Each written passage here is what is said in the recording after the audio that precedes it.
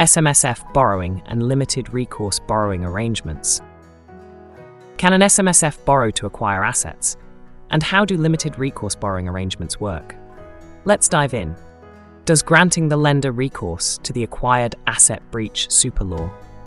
Granting a lender the right of recourse to the asset being acquired is a key feature of limited recourse borrowing arrangements under super law. However, this does not violate the prohibition against charging SMSF assets as long as all conditions are met.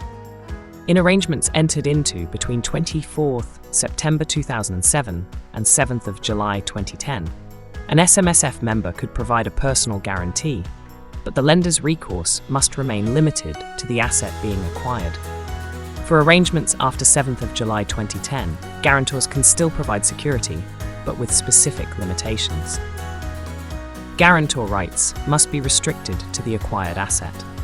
The super law mandates that the lender's recourse, as well as any guarantors, is limited solely to the asset being acquired.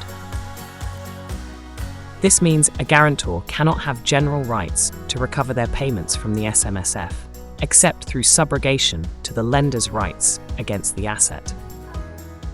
Do personal guarantees count as SMSF contributions? If a guarantor covers a lender's shortfall after the SMSF walks away from the asset, it might not count as a contribution.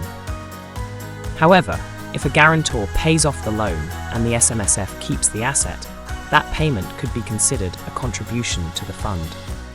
Need expert SMSF advice? Contact Trustee today.